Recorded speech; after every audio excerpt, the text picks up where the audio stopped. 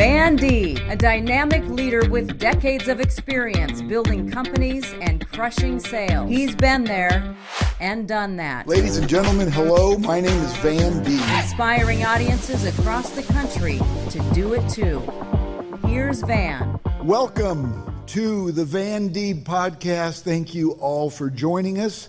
One of the things I want to say before we get started is to please subscribe to these, because you'll be getting these in your inbox. Every 2 weeks we do a podcast. This is a series. We're only doing 3 of these live podcasts, but our normal video podcast will be in your inbox every 2 weeks. So please subscribe to these and you will have a much better business life. So this podcast that we do is primarily for people that are in business, want to be in business, entrepreneurs, people in the service industry, salespeople, leadership, and just people that want to be better at life and doing business. So I pick guests that have something of value to say, and hopefully we all can learn. I got the man here with me,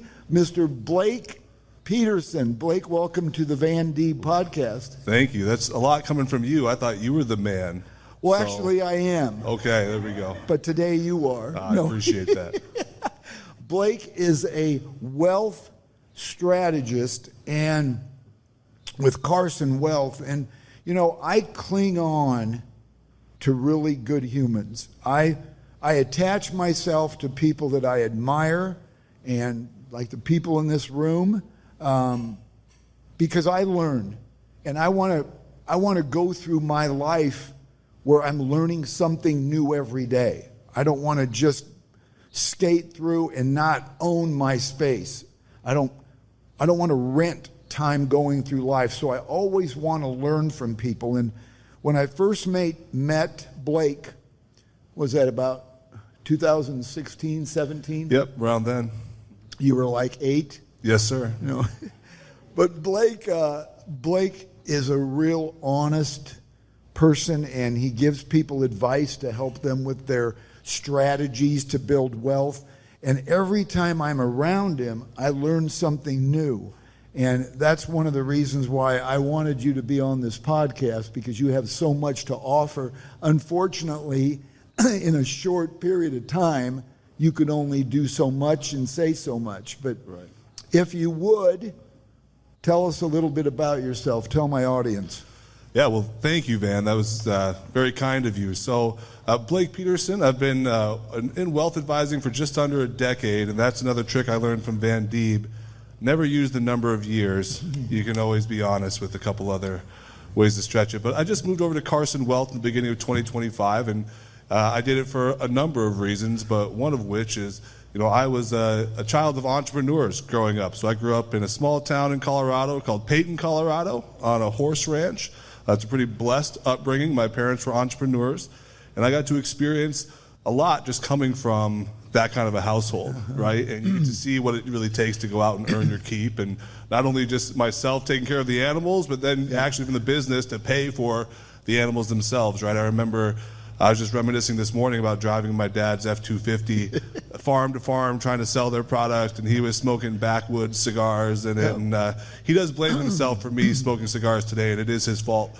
But it was just, it's like those fond memories I look back on, and so now I'm so blessed to have this wonderful industry that I'm in, where I get to help people and make a difference in their lives every day. And I believe by partnering with a firm like Carson Wealth, I've been able to really, you know, take that impact and throw it into a broader net, right, and increase it. And so, you know, a little bit of backstory on me. I didn't get here just in the usual route, I'd say, to becoming a wealth advisor. So I was going to college, didn't really know what the heck I was doing, paying my way through, and it certainly is expensive.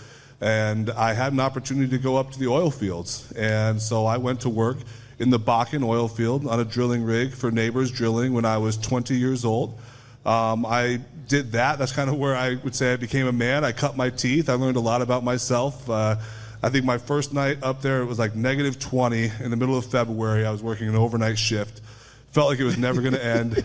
I was so afraid of getting fired the whole time, because they just tell you, like, they're going to fire you on the spot if you don't do everything. You just hear all the horror stories. So I busted my butt all night, and I'm changing out in the morning, and my mentor, if you could call them that, up there, my mentor, he turned and looked at me and said, "Hey, Blake, did anybody tell you good job tonight?"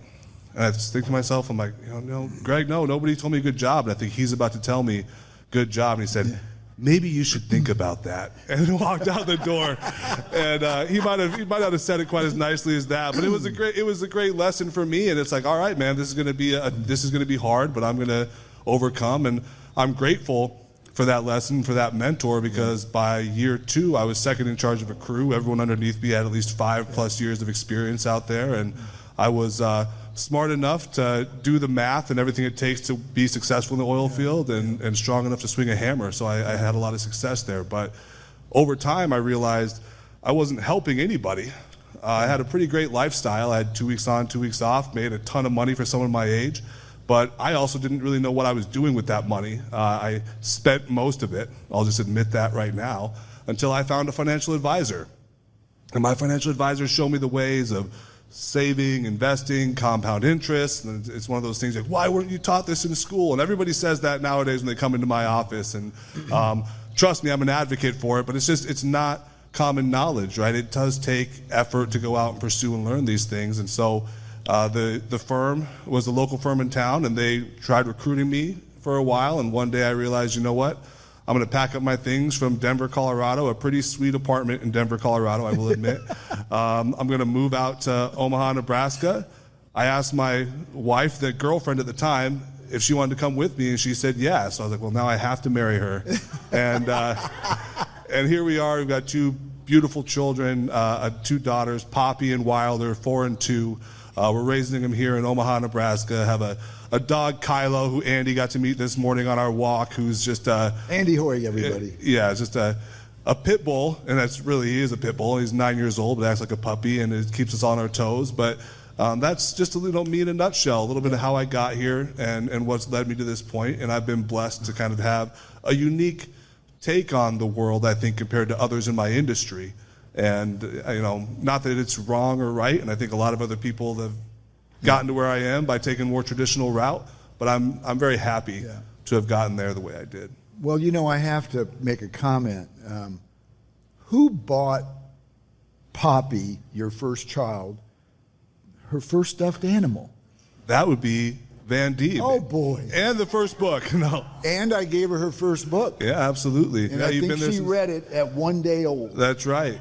Loved it. Gave a 5-star review on Amazon, if I remember. The only 5-star review I have. We love it. I gave her a book I wrote about my dog, which most of you know I wrote a book about my dog, Baxter, because he's so awesome. Yeah. But, something else, you said that you're at Carson because of resources. And, we have the same thing and I know people are watching from all over the world, but in Omaha, the Prime Home Realty, which a lot of my team is here today. It's the resources and it's the support. You can be the greatest financial advisor and wealth advisor, but if you don't have the support, you're not going to get as far as you want to go. Yeah. And I think that where you're at with Carson, I know your resources are endless. Mm-hmm. So, it's just like in real estate where I can relate the last 4+ decades is, you want to be resourceful for your clients. You want to be able to do what you can to accommodate everything they do. Yeah, absolutely. And that's why I saw it. The firm that I left, I love everybody there. They treated me so well. They let me cut my teeth in the industry, taught me so much. But you're correct. The Carson headquarters has 6 stories. On every story of that building, there's someone to help and aid our clients, and our clients are always put first. And so it's been a blessing to have somebody I can go to for any of my clients' needs. I'm not the smartest guy in every room I'm in, definitely not this room, and I don't want to be that guy. And not up here either. No, I'm not even up here. And so I need all the help I can get. I'm kidding. He's smarter than me. If you have the complex issues and you want to start helping individuals of higher wealth and more capabilities, you need to be able to bring a higher level of product, right? Mm-hmm. And it can't just be the table stakes of investment returns, because if you come in my office and you come in and say, all I want to know is, can you get me X% every year? I'm probably going to say, I'm sorry, but we're not a good fit for each other. Because it's so much more than that. You can get returns by going to Vanguard for a lot cheaper than coming in and talking to me. But you want to come to me to talk more about purpose. Where does this wealth take us? What do I do with this wealth to achieve a higher purpose for me, my family, my city, wherever I'm from? That's the client I like to work with. But Blake, you're building a business community. You're building the Blake Peterson community, and you're doing it because you can and you want to. And you're not just a guy that's sitting waiting for the phone to ring. You're going out after it. You're doing things to let people know I'm here and I want to work with you. And that's one of the things I really admire about you. Like, you've got a thing coming up soon that you're hosting a Leukemia Lymphoma Society event, and you don't have to do that. And you're taking care of the cost, but you're doing it because you're involved in the community. You're not just having people come do business with you and say, hey, thank you for your business. You're pouring yourself back into the community. And those are the people I really admire, when you're not just benefiting yourself, but you're benefiting anybody, you know, that you can. And I think that just builds, you know. And you talked about earlier, the guy that your mentor, when you were in the oil field. Mentors used lightly there, but but you know, I want to tell you something. We live in a society that the people that you're around and spend the most time with, they better praise you. They better contribute to your world, because when you praise people, you raise people. And if the people that are closest to you don't praise you or don't contribute to your growth, don't spend time with them. I know that sounds brutal, but our lives are so short. You know, I would give a lot of credit to people in my life these last 4 decades in business, being an entrepreneur, to people I've chosen to be around, because they recognize when you've done something good, then you reciprocate. And, you know, when you compliment somebody, when you tell them good job, to me, it should elevate them. Like, when somebody gives me a compliment, all it makes me want to do is be better. Absolutely. So I say, oh, it's working. I want to get better at this. But that's kind of segueing into, that's one of the reasons why I like doing business with you, is because it's not just all numbers. It's you're helping people with their life. And that's what we need more of. We need more business people that care about them as humans, and not just, well, they're going to increase my income. Yeah, absolutely. And I think it was well said, how many business owners become their business, right? And that's everything to them. That's their entire identity. Yeah, a couple real estate companies later, right? I mean, we had this conversation when we last met, where from my clients, and I'll tell them in my experience with my clients, you know, your happiest day is going to be the day before you get the check from selling your business, because it's all coming to an end. Here we go. Look what I built. I'm about to get paid out. And then the check comes in, and they change the locks on the door, and your assistant no longer works for you. And all these people that you've developed a relationship with, they've kind of had severed ties, and you start to question, who are my real friends? You start to wonder, what am I going to do? Because the answer is, well, I'm going to golf every day. And it's like, that's cool until you realize you're still really bad at it, like 6 months later, right? You know, and you're like, okay, maybe this isn't so fun anymore. And so helping people to find that purpose, I think, is important to me. And you mentioned like the work that we both do with nonprofits, and I sit on too many boards. I keep trying to say I'll say no, but there's so many great causes to come along. But that's good at your age, though. And then slowly get off of them as you get older. That's right. Well, hey, I feel the age is coming quicker and quicker the more I join on. But it's I love Tony Robbins, and maybe not everybody does, but I think that part of his teaching was, if you're not willing to give 10 cents of every dollar you make today, when will you ever be? Right? And I know that it's not always easy, and I'm by no way in a position where my greatest treasure is my treasure, right? My time is probably the most valuable thing I can give. But at the same time, I believe that there's people that need it so much more than I do. And I'm so blessed. Yeah. I'm so blessed. And I think that, one part I left out about my story that I think is important is, my parents were entrepreneurs. They built a business up to about $25 million a year in annual revenue, which is pretty dang good, pretty tough to do that, right? And my mom was going up to QVC every month. She was selling their product. My dad was going to Asia every month to check on production. It was like they were big timing it, man. I mean, it was a cool thing to watch as a little kid growing up. What was the product? It was actually a red light. So you see the red light nowadays. It's like everybody's into healing and all this stuff now. So they just did it way before it was cool, in like the early 2000s. Started using it on animals and eventually got FDA approval. So then they took it to market and used it on humans. Well, I'll say it now because, I don't even care. These people can totally get it sold out. But the investors in my parents' company also doubled as my mom's biggest mentor, right? There's kind of a conflict of interest there that is tough to identify when you're in the trenches. And so if anybody remembers OxyClean, Billy Mays and whatnot, so Orange Glow, the founder and CEO of that company was my mom's mentor. They were the primary investors in the company. At one point in their infomercial, they did not have the right people around them to give a 30,000-foot view. They didn't have the right attorneys in this case. This sweetest old woman who I met, and she actually shook my hand and said, "Thank you so much. Your parents have changed my life. You have no idea." She said in the infomercial, "It's like this product healed my hand." That is a no-no in the FDA guidelines, brother. I'll tell you what. So they came down, hit them with a large fine. The investors then said, "Hey, fire all your employees. We're going to focus on selling overseas. We'll get this worked out with the FDA, and then we'll come back." My parents did all that because they did everything the investors told them. And at their going away party, where we have all of our family, these people have become families with us. I grew up with their kids, right? We're all very close. We got a phone call from Mr. Apple. Mark Apple, I believe his name is Mark, was the owner of the company. His son called to say they're pulling their investment in the company. You're on your own. See ya. So my parents just went too far down that road. And so I was very blessed to see that because at that time, I was in middle school still, so I don't know if I was in 6th or 7th grade, but I was old enough to understand kind of what's happening. My family went through several bouts of bankruptcy, moving around several times a year, and it's definitely not the best story, that's for sure, but it's not a sob story either because I got to see what it took to come out of that and just survive. And my dad went from the president of a multi-million-dollar company to digging ditches for $12 an hour to put food on the table. Wow. That's tough. So that gives you a lot of perspective when you're advising people on wealth. Absolutely. Because you can lose it.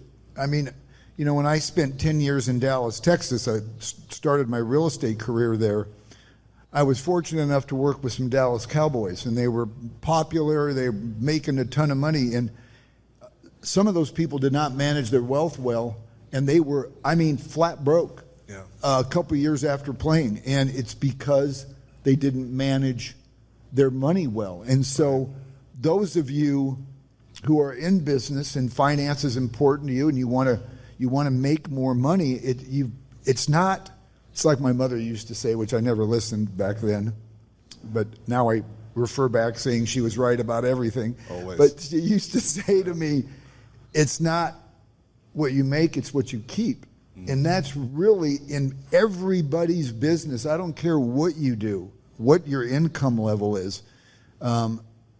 It's what you keep. And we need people like Blake to give us advice at every level because that's going to help us maintain. And it's like you say, people that sell their businesses, they got to know what they're doing with their money, or they could go they could end up like your dad going back and making $12 an hour. It can happen fast, and I think there's also a portion where if the conversation, and my clients come to me at all different stages, right? So there's no one size fits all, and I don't believe in telling my clients what to do. So I'm here to be your advisor, and I can give you my advice, but you tell me your goals. You tell me what you want to achieve. I'm going to try to help you. I'm going to do everything I can to help you get there, but all I am at the end of the day is an advisor. People need to take action themselves, and so you have to almost coach, be a little bit of not a mentor, but almost a therapist at times with people because money is emotional. Therapist is a good word. Yeah. Because that's what mentors are. We're helping people not just with their business, but with their lives. Yeah, and you got to also think about it differently where like I mentioned earlier on the performance question, which it's important to get good performance. At Carson Wealth, we have a huge investment team of PhDs and CFAs. They do a fantastic job, right? So I know that part is covered. But if you come in and it's like, well, I want to make 20% a year, it's like, okay, so you're talking about a top line return. What if we save 20% a year on taxes for you?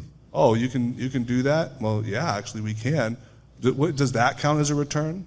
What if we can make sure that this money that you've created, it will pass on to the next generation in the way that you intend for it to? What's the value of that, right? What are the problems that are keeping you up at night? Can we solve some of those so you can sleep better? Well, how do you put a value on that piece of it, right? Like there's so much more value beyond just simple ups and downs, but I think that's why you said wealth strategists, financial advisors, stockbroker, whatever. They're all the same thing, but you have to evolve because there's no longer gatekeeping to this stuff. You can go open up a Robinhood account tomorrow and invest in almost all publicly traded securities. I get access to some better deals and whatnot because we have a huge size, but you could go do that. So you need to add value beyond that. And that's what I love about being where I am, being at Carson Wealth, working with the clients I work with, is it's an evolution. And it's so much more about that purpose piece than it is just about the numbers on a page at the end of the day. And that's something we've talked about in the past, is you're helping people save money on their taxes. Oh, tons of money on their taxes. And that's not something you hear a lot about wealth strategists and wealth advisors. You just don't. And that's a real value added. Oh, absolutely. And I think it so much comes about being a quarterback for somebody. So you have a team of professionals that work for you. How often are they talking? Or it's like, yeah, don't worry, I've got to trust. Yeah, my CPA does my taxes, and you're going to be my finance guy. So, well, I don't know what your CPA is planning for at the end of the year, and I'm not really sure what the purposes of some of these trust additives are. So if we're not getting together and having a conversation, you're like throwing money away. I mean, you're literally stepping over dollars to pick up dimes in that scenario by not having people communicate. So I try to always be that piece, because I also charge less than those people. I don't have an hourly rate. Right? So it's nice. I say, hey, if it has a dollar bill in front of it, call me first, because you're paying me. You're already paying me your flat fee. You already know what you're paying me. Come and talk to me first. Let's see if I can help you. And if I can't, hopefully we'll get a little further, closer to the answer before we call those people who do charge you by the hour or by the minute, as some of those higher paid attorneys might do. And we can get to your solution faster, save you some money. Where's that value? There's a lot of value you can get from more pieces than just returns on investment, right? And you know, for everybody that's here and listening and watching this podcast, you know, you've got to have your own personal connections. You've got to have, like, you want a great handy person, you want a great doctor, you want a great dentist. You need a great real estate agent, especially somebody from Prime Home Realty in Omaha, Nebraska. Nice plug there, Van. I'm always plugging, man. I'm always trying to sell something. I love it. But you always want to have great resources, because it's not only good for you, but when somebody asks you, who do you know, it makes you look so good that you've got these people that you've already vetted. Maybe you've done business with them, or maybe somebody you know and trust, and they were really pleased. And like you and I know somebody that helps people buy and sell businesses. I was just about to say. Mr. Jeff Hurrdat, in the audience today, who is the founder and proprietor at Exit Big, and his staff. I refer them when I can, because I don't know anybody that is better at what they do. They go way, way, way above the call of their job description. And when you find people like that and their businesses, you go out of your way to want to refer them. And that's, like I say, with my real estate team and people I work with, go so far above and beyond your job description. And maybe it's just an extra phone call. Maybe it's just something really simple, but be memorable, you know, where they want to refer you. I say the best type of referral to get is to when there's a group of people in a conversation, and in my industry, real estate, and nobody's talking about real estate, but that one person that did business with you brings your name up out of the blue. Just to say, by the way, I did business with this gal named Jackie Larrabee from Lincoln, and I'm referring her to everybody. And it becomes contagious. Absolutely.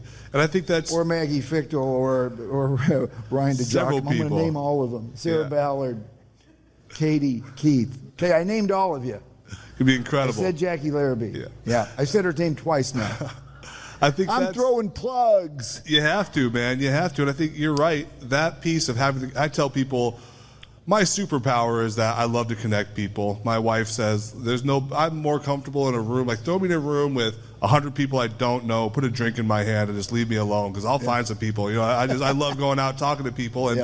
And Jeff is a great member and resource for me. I started the business. I'm working with business owners. I'm helping my first client through a transition, and they need all these pieces for selling a business. And I realized I have a lot of connections, but I have nobody in that space. So myself and another great friend, John Fullwider, who's a business coach, we put together a group. We said, hey, we're going to start a group. It's called the Exit Advisor Coalition. We're going to host it. We're going to give people some breakfast. We're going to come in. We're going to teach something you can take away about selling a business. Take some nuggets with you. What do we need? We need CPAs. We need marketing individuals. We need bankers. We need M&A brokers like Jeff. We need all these people to come in. And it's great for me because I get to learn something. I learn something from everyone. But now, when a client needs something, I have that pool of resources that I can dig into, and I can find an answer for them, because I don't want to know everything.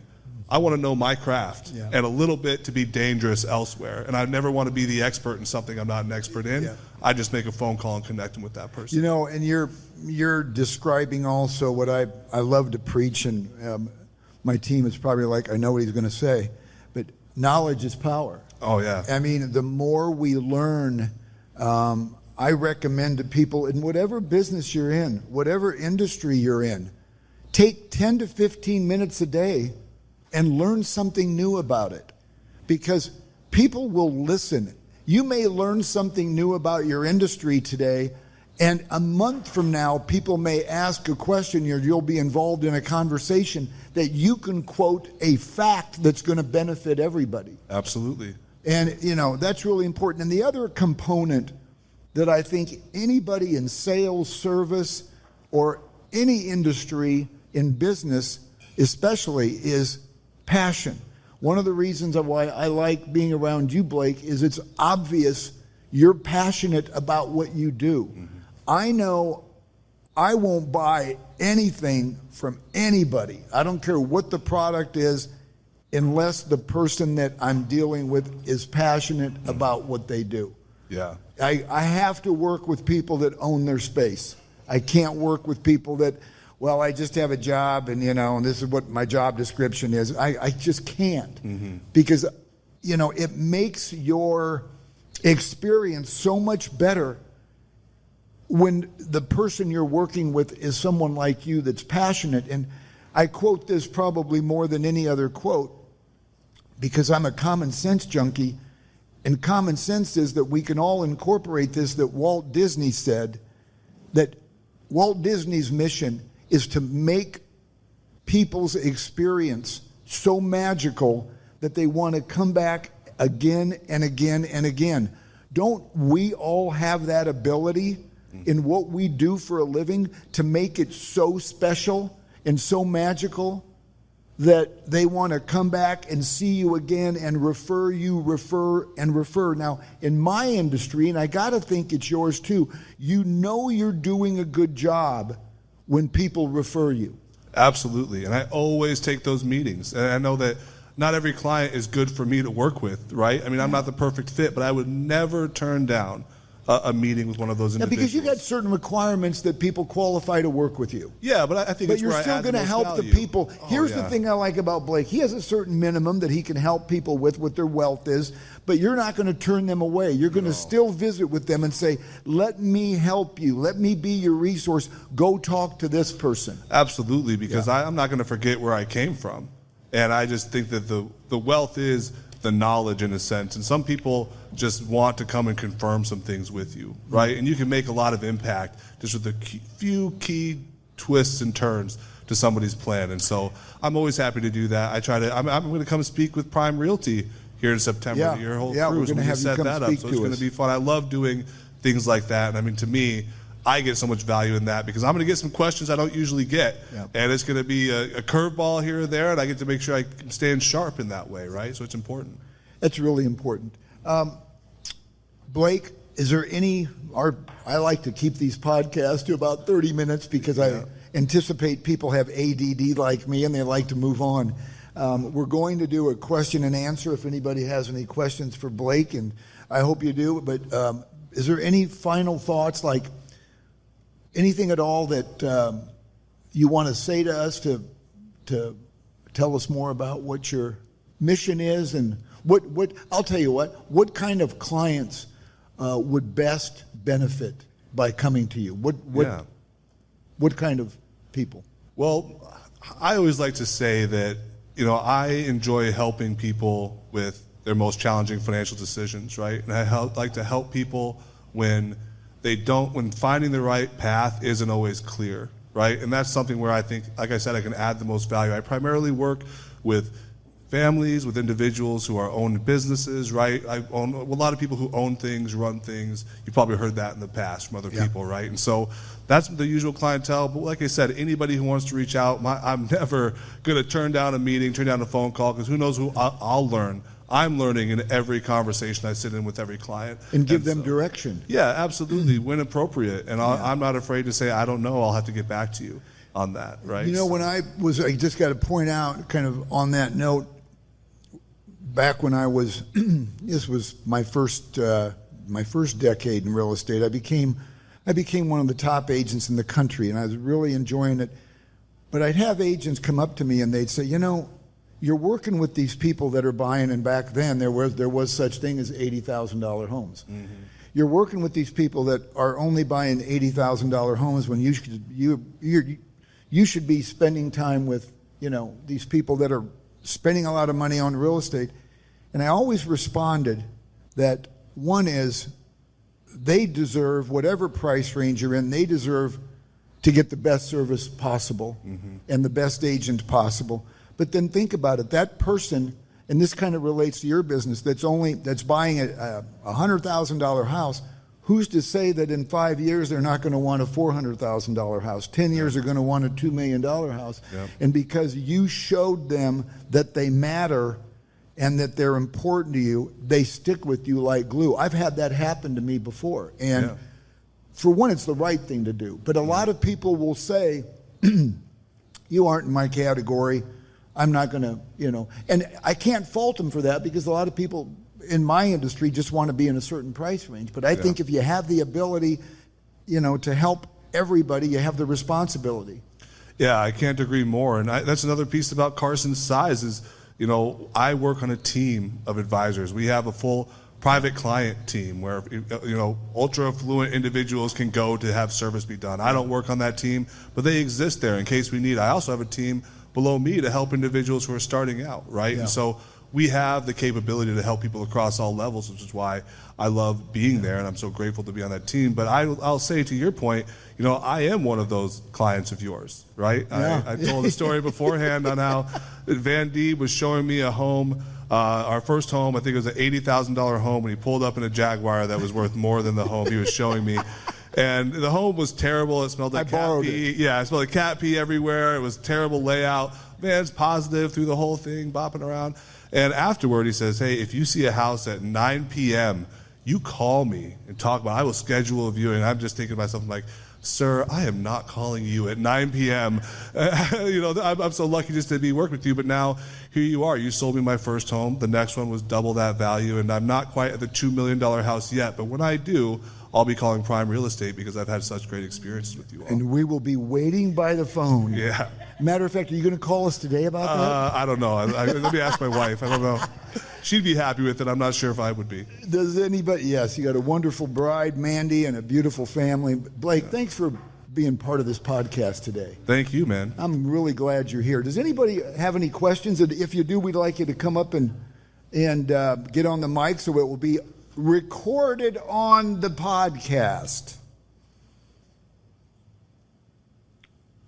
So when someone becomes a client of yours, what does that timeline look like throughout the year? Like, how often do you meet with them? Those types of things.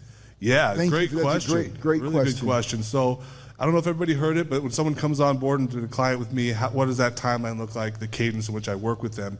It usually, I try not to overwhelm a client with a 3-hour meeting, right? Because then it'll just be like glassed over eyes. So we start out with usually a quarterly meeting to begin with, right? And that's where we get everything really pieced together. We start to put together a full-scale financial plan, find out what are the things we need to be working on over that year, and then as we go on from that, it'll be more as needed. So some of my clients who are like retired, just get simple distributions, not a very complicated scenario, I might talk with them twice a year for an in-person meeting. We might call and talk more often than that, but business owners are kind of crazy. First of all, you guys are wild, so I don't know when I'm going to hear from you, and that's okay. I love it. I mean, me and my wife are business owners ourselves. Those people, some of them I meet with almost monthly, right, depending on what's happening. A lot of times for my clients who are in that little more complicated period, we're doing quarterly meetings throughout our entire time together. But you're available if somebody has a question, regardless of being in person. Yeah, I mean, my emails are,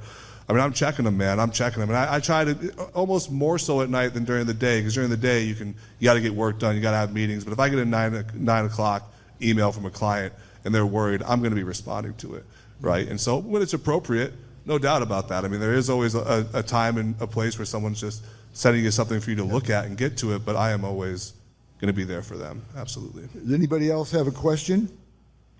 Okay, Andy Hoyd. By the way, Andy is going to be our next summer series guest, August 25th, Monday. So this is less about what you do, but I always like to ask, you're in a business, you're busy, it sounds like you have another business with your wife. Let's talk about like just self-care and wellness and balance. Yeah. What does that look like in your life? Because it's so important. Did you say the word balance? Balance with a B. Yeah, so what does balance mean? Tough question. Yeah, heavy hitter. Well, I mean, so my wife, we own a health and wellness business, and so my wife does a better job of it than I do. She does yoga like 17 times a week, and so that's pretty good for her. But I definitely try to take, obviously, a little bit of time to learn something unique, like Van says. That always helps. What books I'm listening to. A lot of times it's business related, but I try to get more inventive with that. And spending time with my kids is like number one for me right now. So I try to make sure, get out of the office, be home for dinner, try to be there when they wake up. All those things are kind of what fills my cup right now. And my wife and I do have a little bit of a ritual of some Netflix. You know, after you put the kids to bed, you're both just like trying to survive. And so you watch 30 minutes of TV before you fall asleep. And that's it. Get up and do it all over again. And I was always big in the gym and working out and lifting and all those things. And nowadays I just do that more because I know I should. Yeah. And so the 2-hour workouts aren't there anymore. So I don't know if that was as good though. That was more like dumb. And I was saying balance, just kind of highlighting that word with Andy, because a lot of entrepreneurs don't know what that means. And I'm one of them. I spent years and years. If it didn't involve real estate, I didn't want to do it. If I could not talk about my trade, I wouldn't go to that event. If it didn't have something to do, I wasn't going to waste my valuable time going somewhere, doing something, if it didn't involve promoting my business. Is that wrong? Probably, but it worked for me.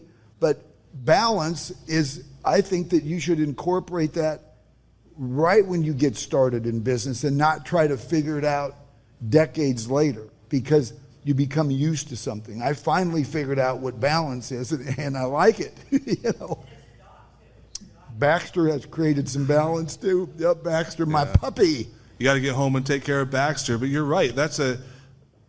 You almost have to force that balance into your life, because if you don't, you'll just stay obsessed. And some people are, hey man, you're obsessed with work, nothing wrong with it. Yeah. Go ahead and live that life. But I don't want to work forever. But right? Here's the thing. When you're excited about what you do, like I have 2 careers. I have 2 full-time careers. I'm real estate and I'm a motivational speaker. I can't wait to go to work. Yeah. I can't wait to get on stage, and I can't wait to spend time with my team. And I think when that day comes that you don't, I think you have to take a look at your life and say, okay, now it's time to pivot.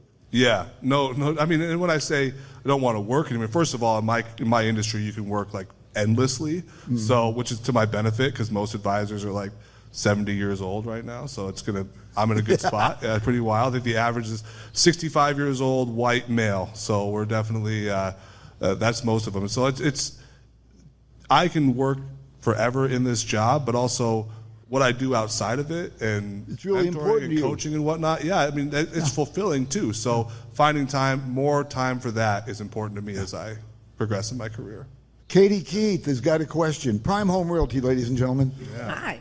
What's the biggest money mistake you see people going through when they're just getting started to build their wealth, and how would you avoid that? What a great question. Yeah, that is a really great question. The number one money mistake, and we're just talking, I would say it's kind of almost two-folded, right? So for most individuals who are employed, W-2 employees, it would be not taking advantage or understanding their full scope of their benefits, whether that be 401k, health insurance, et cetera. You find you're spending a lot of money by going to the wrong places. So as a part of coming on board with my team, we do a full review of all of those benefits, all of your insurance, find places where money might be escaping, right? Or as we were talking about earlier, like your son, very young, wants to talk about CDs and whatnot. I'm like, hey man, he's 16 years old. He needs a Roth IRA. He's got to put money there, put it in something more aggressive, and just not touch it for 50 years. And don't mention the word CD again until he's got some serious liquidity and needs something more stable, right? And so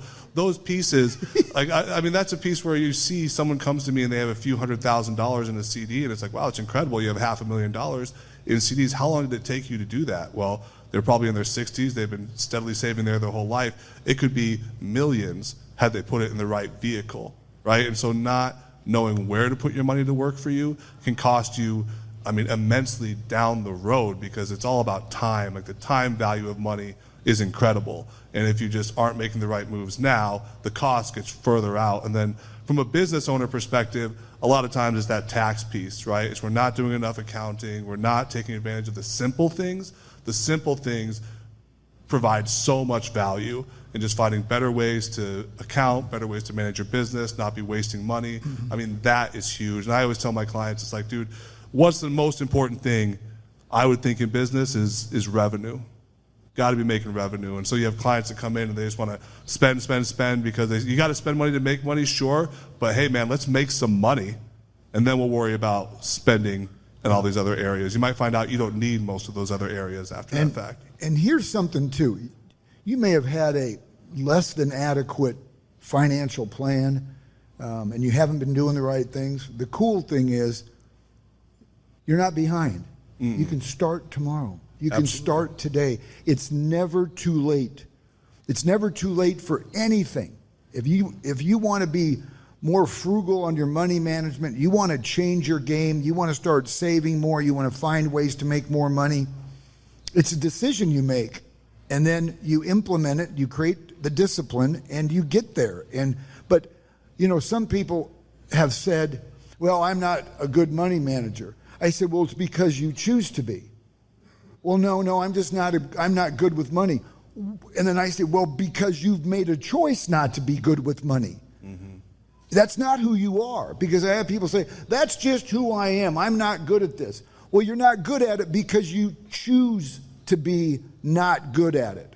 We all are on a level playing field. God didn't make anybody better than the next person. Some people choose to be really good at something, and some people say that's just who I am, which I always respond, that's not who you are. Well, I'm always late. That's who I am. No, it's not. You choose to be late. That's just, if people would understand that you are where you are because you choose to be that person. If you want to be financially well off, guess what? I don't care what you're doing in life, you can. Call Blake. Yeah, I'd say that. Call Blake. There's my plug. And a good book on that, Extreme Ownership by Jocko Willink. I've always believed in owning. I mean, I've got tattoos. The tattoo on my chest says, make miracles happen. And so my mom said, you don't wait for miracles to happen. You go out and make them happen. And I'm a big believer in that. That's exactly right. That's great advice. I got a big tattoo. I know it says Blake is cool. Yeah, it does. It's great, too. Prime Realty right above it. Yeah, right on. Yeah. But no, I mean, and that's one of the biggest messages that I want to get across while I'm still on this earth to people I care about and love is there's nothing you can't do in this life if you want it bad enough. Do you have to make adjustments? Yeah, you just can't say, I'm going to be this person starting tomorrow. No, you might have to make some serious adjustments. Maybe you're hanging out with the wrong significant other. Maybe you're hanging out with the wrong crowd. Maybe you're at the wrong job. You can make those choices and watch what happens to your life, and before you know it, you'll be in a chair sitting in front of Blake saying, what do I do with all this cash? That's right. We have another question for you, Blake. What is the one question that nobody ever thinks to ask when it comes to finances and wealth that you wish they would ask? Ooh, that's a good question. Oh, goodness. Thank you, Daisy. I've never thought about it from that perspective either. You guys are coming with some hard ones here. Do you want to get back to us in a week? Yeah, or two? give me some time to consult. No, I think that it does come back to that purpose aspect of it. And I believe a lot of times the conversation, almost rightfully so, starts out with, do I have enough? And it's important that we establish yes or no to that, or else you wouldn't need me, right? Because that's what I do. Is because you can't work with everybody. Yeah, but it's you just also, like it's just like in real estate. We can't work with everybody. If you don't qualify to buy a house, we can't work with you, but we can tell you how to get to that point to where you'll be able to qualify. Well, I mean almost like, do I have enough to retire? But I see where you're going with that, Van, and that's true as well. Because, hey, do I have enough to continue to live the lifestyle that I have? But, I mean, nobody comes in and is usually asking that question on what does the next phase of life look like for me? We are guiding towards that point. So it would be nice almost if that's where you're starting. That would almost be like a dream client interaction, because then it's, much more blissful and like living up in the sky. All right, yeah, let's go into this, very like introspective part of our conversation right away. But that's something I always have to try to get to. And I think what you said earlier about balance. So our founder, Omani Carson, he always talks about that balance. So you work a life of imbalance till you reach a point of perfect balance, because it takes being a little bit crazy and a little obsessive to get to that point, depending on what your goals are. And so if people have been living in that unbalanced place for so long, it's like, how do I now find balance with what I've created?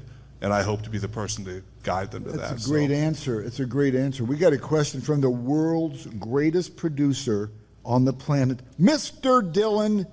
Fire away, big boy. All right. From a financial advisor standpoint, I know that cryptocurrency has been massively in the market lately, and there's been a lot of scams surrounding it. Is cryptocurrency something worth investing in today's time, or is it something to let slide? And PayPal today just started taking crypto. Yeah. I mean, first of all, I'll say on that note, anybody should go look at PayPal's free cash flow versus the value of their stock. And no, but it is pretty incredible. It's pretty cool. They're making a lot of money. But I think cryptocurrency has a tremendous number of use cases. I think the scamming piece of it is also very real. So if I were to play in the crypto space, I would live in Bitcoin and maybe Ethereum, because those are widely accepted. If there's something that comes out that is a coin that's a little bit more, I mean, XRP seems to have some potential cases in the future in which it'll be valuable, but the most valuable part of cryptocurrency truly lies within the blockchain itself, because that technology is going to be groundbreaking. That technology is going to change the way that we track everything in our world once it truly gets adopted. So if you want to invest in cryptocurrency without having to take the risk of cryptocurrency, I like a picks and shovels approach. Who's doing a lot of work with cryptocurrency right now that will benefit from an increasing value of cryptocurrency? You mentioned PayPal, XYZ, so Square is obviously very big. People who have investments in that space, think about energy. Everybody's big about NVIDIA right now for great reason. NVIDIA, AMD, these chips, maybe it's still at a great price point to enter, because that stock could just go up forever and ever. But if you don't like the price point, what else goes into manufacturing a chip? What goes into using the case of AI? It's like, we need to create power. Industrials are having I'm so sorry that I'm such a nerd for this. I'm so sorry to go down this road, but look at industrials right now compared to what has been happening to them for the past 15 years. Power has never been in greater demand, and we are in a war for power as a country across other nations. It's going to become so valuable. So it might be the first time in a long time, you can make a ton of money by investing in energy. This is not financial advice. I'm going to tell you right now, but it definitely could happen. Please define ton. Yeah, by investing in whoever's going to be the leader in that space. So there's ways to get exposure to things like cryptocurrency without diving in head first. And obviously, these are the types of questions that I do get quite often from my clients, and finding ways to find that balance. Because when do people want to call me about Bitcoin? It's right now when it's trading at all-time highs. No one's calling me when it's down 75% when you should be buying. That's the way with all investments. Nobody wants to invest when the stock market is down. I'll tell you right now, my portfolio at my old firm, it was either the best or worst performing in the whole company, because I'm a very risky investor. When the stock market goes down, what do? I pump more money into my best ideas every chance I get. I am like, honey, we got to cut back on groceries this month. I need $200 extra to put in here because I swear it's going to pay off. But then when things rebound, they do in a big way, right? So you need to have a good investment strategy, stick to it in the long term, keep on plugging money into it when everyone else is scared. Like, it's Warren Buffett who said, be greedy when others are fearful and fearful when others are greedy. And that is probably the best advice. Some other great advice: buy companies that make money. You'd be amazed at how many companies don't make money. And so those pieces there are something I try to stick to. And once again, another reason why people should work with someone like myself, because you're vetting them. Yeah, absolutely. You're doing all the research, so 100%. They don't have to. Yeah, absolutely. What's your time worth? I mean, that's a whole other piece of the equation. I mean, I don't really have a lot of fee back and forth with people. I mean, some people want to banter it back and forth, but I know my value. If they don't see it the same way, then you should probably work with somebody else. However, what is your time worth when you want to engage with someone like myself? And if you want to work with the lowest bidder, go ahead. I think I fall somewhere in the middle. I know I fall somewhere in the middle because I do market research. But it's a factor of what is your time worth versus what you're paying someone to come in and take off your table. I want my clients to be able to say, I never have to worry about my money again because Blake is on top of it. Yeah. What's that worth to you, Van? Yeah, it's huge. Exactly. So that's a piece to it that, I'm going way off your cryptocurrency question here, but like when you come to me with that, I hope to be able to have sound advice, good answer for you. And I'm not afraid to hop in a little bit. I've got Bitcoin in portfolios, and I'm not saying I wouldn't buy it right now. It's just a factor of what is your goal, how is this going to help you get to where you want to be, and also what does your portfolio look like? Because if you have no other investments, maybe we could start with the S&P 500 and sprinkle in some Bitcoin after we have a base. Yep. Definition of passion about what you do for a living right there. I mean, I'm money motivated, baby. You know what I mean? It's a good trait to have in this business. I love learning about it, and it's a lot of fun. Well, you help a lot of people, gain wealth. Absolutely, and hopefully knowledge. You want to teach people at the same time, Teach people to do it themselves, right? Yeah. Okay, well, any more questions? No? Blake, once again, thank you for being a guest on the Van Deeb podcast. A pleasure. Thank you, Van. And I'll have you on again because I'm sure there's a lot more questions that people will have and knowledge that they need to build wealth. Absolutely. Not investment advice, once again. Not investment advice. Not investment advice. There'll be a long disclaimer after this podcast like you see on advertisements. And I want to thank everybody for watching the Van Deeb podcast. Please subscribe. There's people out there that want to know what you just witnessed. Share this podcast with as many people as you can and subscribe, and I'll look forward to reaching out to you the next time on the Van Deeb podcast. Thank you. All right. Thank you, Van. Wow. Yay. Yeah. Thanks for coming out, everybody.